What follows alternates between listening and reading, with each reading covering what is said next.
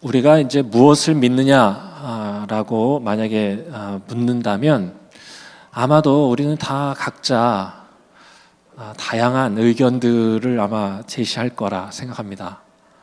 사람들은 대부분은 자기가 믿고 싶은 것을 믿습니다. 그래서 때로는 그것이 성경이 우리에게 전하는 참 믿음과 좀 멀어질 때도 있습니다. 이제 오늘은 그것에 대한 말씀입니다. 바울이 가장 경계한 일이 있다면 복음의 변질입니다. 하나님이 완전한 계시로서 말씀을 주시고 예수 그리스도로 이 땅에 오셔서 우리에게 가르치시고 보여주셨던 하나님이 창조하신 인간 구원의 길, 그 복음이 각자가 믿고 싶은 방식 때문에 변질되는 걸 가장 경계했습니다. 왜냐하면 그렇게 되면 그건 하나님이 창조하신, 하나님이 사랑하시는 인간이 참 구원에 이르는 길을 걷지 못하게 되기 때문에 교회가 하나 된다고 하는 건 실은 여기서 하나 되는 겁니다. 이 하나됨이 강할수록 하나님을 아는 것과 믿는 것에서 하나 돼요. 이 말은 여기서 하나 된다는 것이지요. 그냥 막 의기투합해가지고 으쌰으쌰 이게 아니에요. 중앙과 배하가 하나 된다면 여기에 하나됨이 있죠. 그래서 우리는 그리스도 안에서 연합할 수 있는 것이고요. 갈라디아서 1장 7절에서 이렇게 말합니다. 다른 복음은 없나니 다만 어떤 사람들이 너희를 교란하여 그리스도의 복음을 변하게 하려 합니다. 그러니까 조심해라. 디모데후서 2장 우리가 지난주에 읽었었는데 바울이 아들 디모데에게 순수한 믿음을 얘기하면서 후메네오와 빌레도 같은 사람은 온몸에 소리 없이 퍼져가는 악성 종양 같다 라고 아주 경고하면서 말했습니다. 이유가 뭐냐? 그 사람들이 사람이 듣기 좋아하는 철학과 적당히 버무러진 부활을 말하는 것, 이게 마치 종양처럼 소리 없이 치명적인 독약이 되어서 우리 영혼에 쌓여 진리를 떠나게 만들기 때문이다. 그거는 하나님이 우리에게 보여주신 참 구원의 길이 아니라 이거죠. 그건 성경이 말씀하시는 신앙, 예수님이 가르쳐주신 구원의 길이 아니고 그냥 그 사람들이 생각하는, 사람들이 좋아하는 근거 없는 이야기를 전하는 것이다. 이거 조심해라. 저는 이제 바울의 경고가 뭘 뜻하는지 이제 조금씩 제가 알아가는 것 같습니다. 여러분, 목회자가 성공하고 싶은 야망과 하나님 신앙을 적당히 타협하면 어떤 일이 벌어지는지 아십니까? 사람을 모으기 위해 수단과 방법을 가리지 않고 이상한 행동을 합니다. 제가 부천에서 목회할 때 지방에 있는 목사님들하고 독서 모임을 했는데요. 거기서 어느 목사님이 요즘에는 성령 사역을 하고 입신을 맛보게 해야 된다. 그래야 교회가 된다. 우리 청년들이 입신이라는 단어를 잘 모를 수 있는데 성령 체험, 영적 체험을 통해서 세상과 나는 간 것 없고 무아지경에 빠지는 상태를 입신이라고 그럽니다. 때로는 넘어지기도 하고요. 예. 근데 뭐 그런 겁니다. 예. 그러면서 그때부터 그걸 시작하려 한다고. 그리고 정말로 그분은요, 그때부터 안수기도 하고 넘어뜨리기 시작하셨습니다. 아니, 저는 성령님께서 우리를 잡아뜨리고 넘어뜨리시는 것에 대해서 부인하지 않습니다. 그렇지만 내가 원하는 시간에 성령님께서 내 손에 무슨 도구가 돼서 내가 원하는 시간에 사람을 넘어뜨리시는 그런 분은 아니에요. 그분의 시간에, 그분의 자리에서 일하시는 분이지. 이건 거짓말이에요. 신비를 쓰는 목회자, 내가 무슨 영험한 능력이 있다는 것처럼 자랑하는 목회자, 자꾸 하나님의 음성을 들었다고 주장하는 목회자 철저하게 조심하십시오. 사람을 모으려는 겁니다. 그게 목적입니다. 구원의 길을 전하는 게 아니라 사람을 모으는 겁니다. 꽁 잡는 게 매라는 거예요. 흑묘백묘, 검은 고양이건 흰 고양이건 쥐만 잡으면 장땡이다. 아닙니다. 사람 모으는 게 목회라면 저는 목회자가 될 마음이 없습니다. 사람을 모으는 기술이 아니라 사람을 구원하는, 사람이 변화되는 진리를 전하는 게 그게 목회고, 그게 예수님의 몸된 교회를 세워가는 일입니다. 사람을 모으는 그런 건 예수님께서 가르쳐 주시고 보여주신 구원의 길은 절대로 아닙니다. 왜냐하면 예수님은 오병이어 기적을 보고 사람들이 모여들었을 때, 아니 물론 예수님 주변에는 항상 사람들이 많았어요. 그렇지만 사람을 모으는 일에는 관심이 없으셨다 이거예요. 오히려 기적 보고 사람들이 왔을 때 그들을 훈계하십니다. 기적 보고 좋아서 나한테 오지 말고 말씀 듣고 믿고 따라서 구원받으라고 하십니다. 여러분, 성경이 말하는 구원이라고 하는 거예요. 그건 신비로운 영적 상태를 말하는 게 아닙니다. 지금 나의 삶에서 하나님의 손을 잡고 변화되는 것입니다. 다시 하겠습니다. 지금 나의 삶에서 하나님의 손을 잡고 변화되는 것. 이걸 구원이라 합니다. 여러분, 구원은요, 죽음 이후의 영원한 삶을 보장받는 것만 의미하는 게 아닙니다. 그거는요, 변화된 삶, 구원받은 삶에게 주시는 하나님의 약속일 뿐,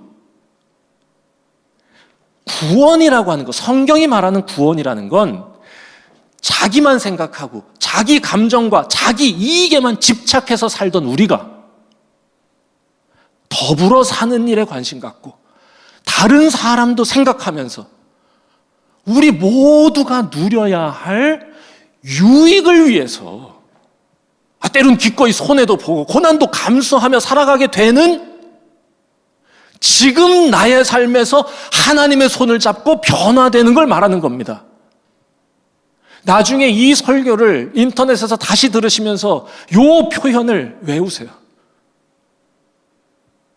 지금 나의 삶에서 하나님의 손을 잡고 변화되는 것. 여러분, 우리가 구원에 이르는 유일한 길은, 이 놀라운 변화에 이르는 유일한 길은 하나님의 은혜의 손을 잡는 것입니다. 성경이 말하는 유일한 진리입니다. 왜냐? 인간, 호모 사피엔스는요, 너무 잘나고 너무 이기적이고 너무 자기중심적이어서 그 자기 집착이라는 견고한 창살을 스스로 깨우고 나올 힘이 없기 때문입니다. 하나님이 그것을 아시는 거예요. 하나님이 만드셨기에 우리 안에 있는 욕망이라고 하는, 자기 집착이라고 하는 이 족쇄가 스스로의 힘으로는 절대로 깰 수 없는 거라는 걸 알아요. 그래서 주님이 끊임없이 부르시는 겁니다. 오라고, 내 손을 잡으라고. 마치 늪에 빠진 사람이 아무리 몸부림을 쳐도 늪에서 빠져나올 수 없는 것처럼, 오히려 몸부림을 치면 칠수록 늪에 빠져들지 않습니까? 그런 사람은 어떻게 하면 거기에서 건져짐을 받느냐, 구원받느냐? 누군가의 손을 잡아야 됩니다. 그래야 거기서 나오는 겁니다. 우리도 마찬가지예요. 집착과 탐욕이라는 그 죄에서 스스로 나올 수 없어요. 오직 하나님의 은혜의 손을 잡아야 거기서 나오는 겁니다. 요한복음 14장 6절입니다. 예수께서 이르시되 내가 곧 길이요 진리요 생명이니 나로 말미암지 않고는 아버지께로 갈 자가 없다. 내 손을 잡으라는 겁니다. 아무리 똑똑해도, 아무리 성숙한 인간이라 해도 제 힘으로 그 늪에서 나올 수는 없는 겁니다. 만약 우리가 거기서 나왔다면 지금, 그건 여러분의 힘으로 한 게 아니에요. 여러분이 이룬 성과가 아니라 하나님이 주신 은혜의 결과입니다. 에베소서 2장 8절 9절입니다. 너희는 그 은혜에 의해서 믿음으로 말미암아 구원을 받았다. 이건 너희에게서 난 것이 아니라 하나님이 은혜로 주신 거다. 행위에서 난 게 아니다. 누구든지 자랑하지 마라. 너희들한테 그 힘이 없다, 그겁니다. 그러니까 하나님의 손을 잡아라. 하나님의 은혜 없이, 하나님의 손을 잡지 않고 거기서 나올 방법은 없다. 우리에겐 그럴 힘이 없어 라고 아니, 이렇게까지 반복적으로 얘기를 하는 겁니다. 로마서 7장 24절 25절. 오호라 나는 곤고한 자로다. 힘이 없다는 거 아닙니까? 누가 나를 이 사망의 몸에서, 이 탐욕의 늪에서 건져내랴. 25절. 우리 주 예수 그리스도로 말미암아 내가 감사합니다. 그분이 나를 거기서 건져주십니다. 여러분, 바울이요, 끊임없이 전하려고 하는 복음은 이겁니다. 하나님의 손을 잡는 것이 먼저다. 그래야 산다. 하나님의 은혜 없이 살 수 있다고 하는 오만, 그 버려라. 우리는 하나님의 그 사랑의 손을 잡을 때라야. 아니, 우리가 그 하나님의 손을 잡으면 하나님은 비로소 우리를 그 지독한 이기심에서 건져주실 거다. 그 지독한 이기심이 너의 삶에 만드는 그 고통스러운 모든 것들 속에서 너를 건져주실 거다.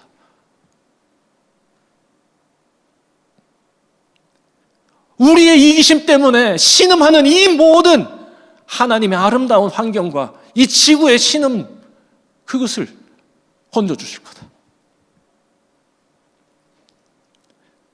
그리고 저는 이 바울이 하나님이 주신 이 복음을 참 깊이 깨달은 분이었다고 믿습니다. 그리고 이걸 전하기 위해서, 이걸 바르게 전하기 위해서 스스로 고된 삶도 자처했던 거고 고난도 스스로 마주했던 겁니다. 그러니까 그 시기에 얼마나 이상한 말들이 많았습니까? 깨달음을 얻으면 구원받는다고. 아니, 이거는 고타마 시타르타가 하시는 말씀이에요. 영지주의가 그런 겁니다. 혹은 네 행위의 완전함으로 구원받으라고. 아니라니까. 유일한 구원의 길은 나로 말미암지 않고는 갈 수 없다.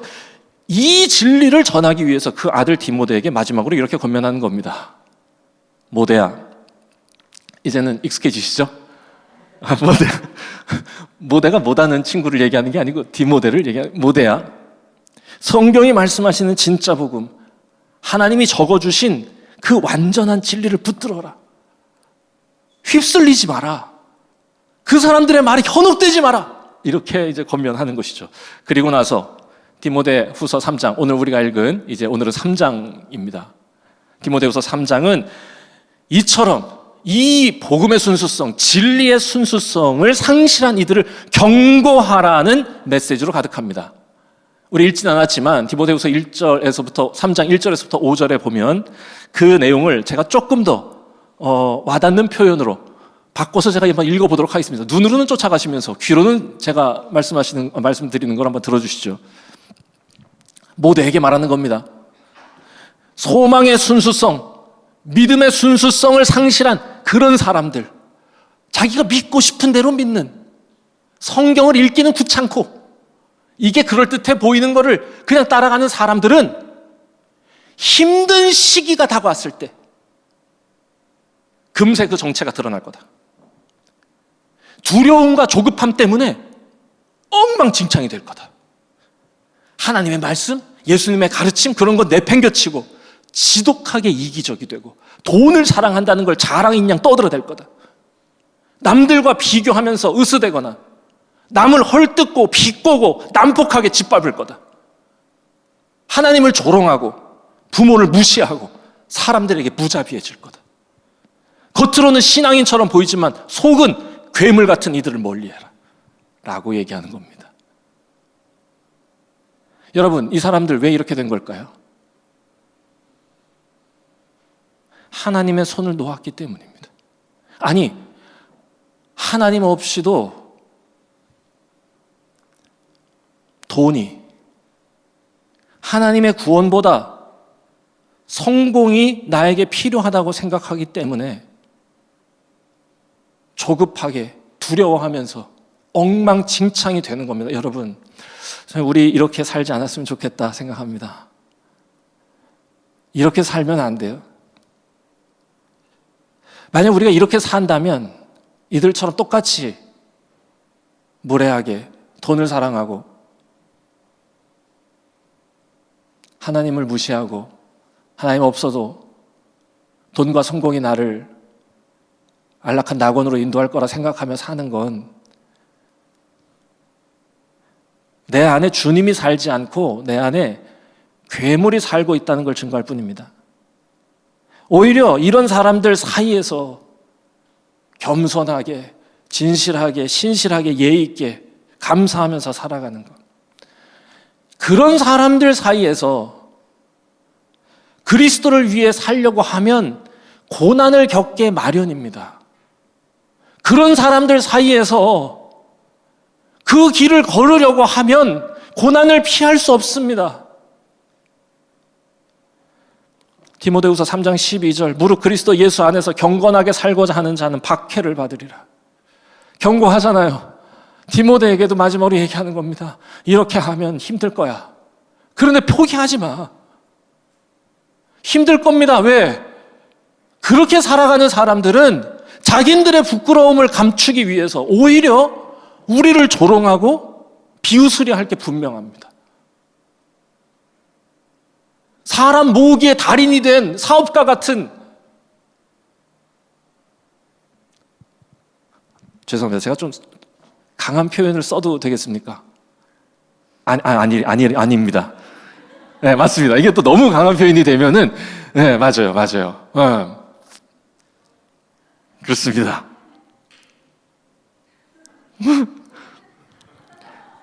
매우 강한 표현을 쓰고 싶은 제 마음만 전달되기를 바랍니다.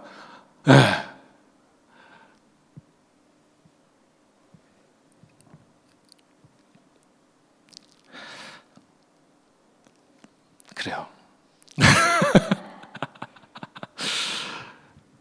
자신들의 그 부끄러움, 자신들의 속임수, 자신들의 거짓말을 감추기 위해서 진실하게, 신실하게, 겸손하게 살아가는 우리를 조롱할 겁니다. 아마도 거짓말하고 속이면서 뭔가 규모와 부와 명성을 누릴 수도 있겠죠. 그래서 소박하고 가난하고 못나 보이는 우리를 더 조롱할 줄도 모릅니다. 그러니 고난이죠. 그런데 고난을 자처하신 예수님께서 이 진실함을 위해 고난을 자처하신 예수님께서 부활하신 것처럼 아들 디모데야, 나는 우리가 이렇게 고난을 자처하면 하나님이 우리도 부활해 주신다고, 부활시켜 주신다고 나는 믿는다 라고 얘기하는 겁니다.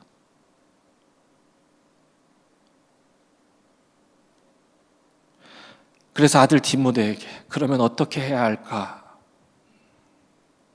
대한 해답이 오늘 우리가 읽은 말씀입니다. 그럼 어떻게 해야 할까, 아들아? 배우고 확신한 일에 거해라. 성경을 떠나지 마라. 제발.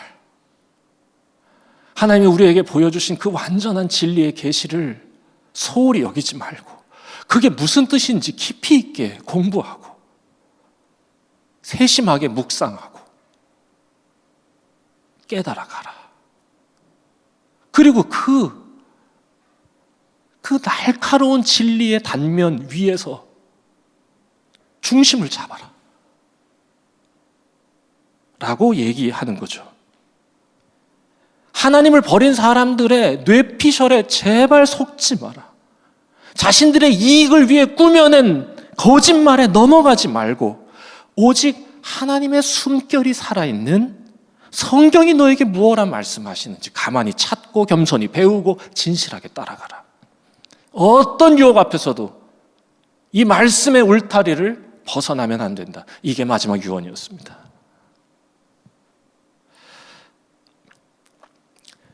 요즘 사람들이 모이는 곳이 있습니다.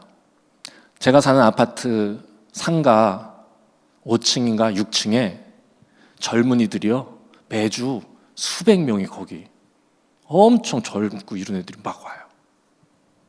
그래서 거기 무슨 대규모 필라테스 하는 데가 있는 줄 알았어요. 20대들이 엄청 와가지고 신천지랍니다. 이단이 활개칩니다. 오히려 자신들이 교회랍니다. 그러니까 이렇게 되면 꽁 잡는 게 맨 거죠. 사람 모으는 게 고양이인 거죠. 도대체 어떻게 이런 일이 가능한가 싶을 정도거든요. 얼마 전에 넷플릭스에서 나왔던 JMS, 입에 담기도 싫습니다. 말도 안 되는 논리를 전해요. 이게 정상적인 이성을 갖고 있는 사람이라면 절대로 이 말을 받아들일 수 없고 오히려 비웃을 텐데, 예를 들면 이런 겁니다. 선악과를 하와가 따먹었다. 제가 이런 말을 제 입에 담는 것 자체가 싫은데, 따먹었다는 것을 성적으로 해석합니다. 그래서 사단이 하와를 따먹어서 인간은 타락했다. 인간의 타락이 성적, 그렇죠. 웃음부터 나죠. 인간의 타락이 성적인 타락으로 시작되었다면 인간의 구원은 성적 구원이랍니다. 이게 말입니까? 방구입니까? 방구죠. 그냥 방구가 아니고 약간 너무 심하게 나갈 뻔했어. 죄송해요. 그냥 방구, 심한 방구죠. 냄새 쿨인 거.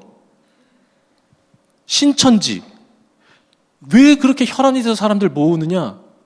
14만 4천 명, 요한계시록에 14만 4천 명이 새하늘과 새 땅을 만나게 되고 그 땅에서 하나님의 은혜 가운데 살아간다고 표현되어 있어요.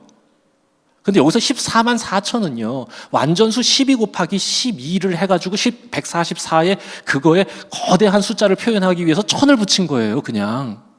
그래서 14만 4천이에요. 그거는 아주 수많은 무리들이 하나님이 펼쳐주시를 새하늘과 새 땅 속에서 그 은혜를 누리게 될 거라는 표현입니다. 시적 표현인데 이거를요 숫자적으로 해석해가지고 14만 4천 명만 복을 받는다. 도대체 지성이 있는 건가 싶죠. 그리고요, 이만이라고 하는 사람이 성령의 보혜사랍니다. 이걸 믿을 수가 없잖아요. 그런데 어떻게 이런 일이 가능한가? 어려운 말로 하면 사회가 고도화될수록 나타나는 반지성주의의 결과라고 생각하고요. 좀 더 쉬운 말로 하면 하나님을 믿는다고 하면서 성경은 읽기 싫고 성경은 모르면서 자기에게 복 준다는 그럴듯한 얘기는 믿고 싶으니까 벌어지는 겁니다. 당장 내 마음에 위로를 주고 당장 나를 안심케 하는 듣기 좋은 말들에 끌려다니지 않아야 합니다. 이러려면 어떻게 해야 되느냐? 말씀의 울타리를 떠나지 않으셔야 돼요. 스스로 성경을 이해하려고 알려고 힘써야 돼요. 그렇게 안 하니까 벌어지는 일이에요. 여러분, 저는 우리 교회는 이 말씀의 울타리를 벗어나지 않으려고 최선을 다하는 교회라고 자신 있게 말씀드리고 싶습니다. 사람을 모으는 기술이 부족할 수 있을지 모르나 하나님의 말씀이 무엇라 말씀하시는지 겸손하게 배우고 지속적이고 반복적으로 그 길을 따라가려고 애쓰는, 그래서 진리라고 하는 예리한 선 위에서 중심 잡고 살아가는, 지금 우리 허경치 집사님 매주 알아가며 성경 읽기 하고 있습니다. 말씀을 알아가야 한다. 솔직히 이거 10년 전에 제가 열었던 이해하며 성경 읽기 아류입니다.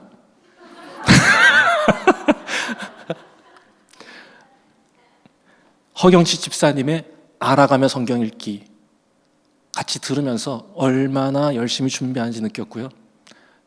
제 마음에 다시 불을 붙여주셔서 곧 이해하며 성경 읽기를 열어야겠다는 생각이 들었습니다. 그리고 오래전부터 이어오고 있는 우리 송민회 목사님의 생각하며 성경 읽기, 기가 막힙니다. 그리고 조만간 올해가 다 가기 전에 신약이라고 통독하자 라고 하는 통독 모임, 매일 하나님의 말씀을 한 절이라도 내 손으로 새기려고 하는 손으로 묵상, 주문과 주술 같은 신앙이 아니라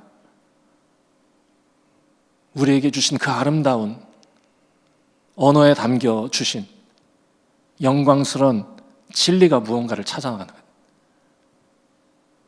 겸손한 학생, 충실한 일꾼, 그게 우리다. 지루하고 무의미해 보이고 때로는 힘들어도 이 지속적이고 반복적인 말씀 훈련 따라가지 않으면 결국에 우리가 하나님의 손을 놓고 돈이, 성공이 우리를 자유케 한다고 착각하며 그것을 복준다고 우리를 속이고 기만하는 이상한 종교 사업가들의 뇌피셜에 현혹될 수밖에 없다.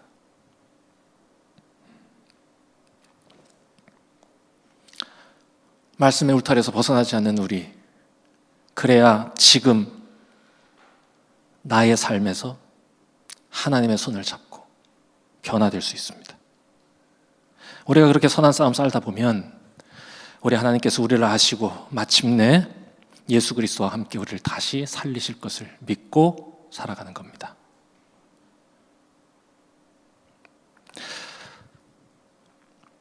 말씀을 여기서 마치는데 첨언하겠습니다. 궁금하실 것 같아서요. 만약 우리 안에 하나님의 손을 놓고 순수성을 잃어버린 것 같은 이가 있다면 어떻게 해야 하나 고민되시죠? 정신이 번쩍 나도록 혼을 내가지고 쫓아내야 되는가? 야, 너는 벌써 우리와 하나 되기 어렵소. 이제는 우리는 당신과 함께 할 수 없습니다. 나가서 이렇게 해야 되는가? 오늘 우리가 읽진 않았지만 디모데후서 2장 23절에서 26절이 해답입니다. 바울이 그럴 줄 알고 아들에게 권면하는 겁니다. 아들아, 그런 사람들과 공허한 논쟁에 휘말리지 마라. 결국 싸움으로 끝날 거다. 만약 그런 사람들이 너희 가운데 있다면 너는 그런 사람과 논쟁하기보다 오히려 그런 사람의 이야기를 가만히 귀 기울여 들어줘라. 그리고 화내지 말고 침착하게 가르쳐줘라. 참을성 있게 바로 잡아줘야 된다. 그러면 하나님께서 언제 그들의 마음을 일깨워 주셔서 다시 진리로 돌아오게 하실지 모르지 않느냐. 아들 디모데야, 우리는 사람을 바꿀 힘이 없단다. 그러니 화내지 마라. 하나님이 건져주실 시간을 기다려라. 그리고 너는 항상 배우고 믿은 바 이 하나님의 말씀의 진리에서 떠나지 마라 라고 가르치는 겁니다. 여러분, 이런 교회를 우리가 함께 세워나갈 때 하나님은 우리를 통해서 하나님의 영광이 온 열방 가운데 인정되게 하실 것이고 하나님이 어떻게 이 시대에도 역사하시는지를 보여주실 것이라 저는 믿습니다. 우리가 함께 기도하는 마음으로 오늘 찬양을 같이 했으면 좋겠는데요. 찬양팀 같이 나와주시죠. 하나님, 우리를 통해서 소박하고 겸손한, 그렇지만 하나님 우리 성실하게 하나님의 말씀에서 떠나지 않으려고 몸부림치겠습니다. 그러니 하나님 저희를 사용하셔서 우리를 통해 하나님을 잃어버린 모든 열방이 하나님의 영광, 그 압도적인 아름다움을 보게 되는 날이 이르게 하여 주십시오. 자, 이 마음으로 내 눈 주의 영광을 보내 함께 찬양하겠습니다.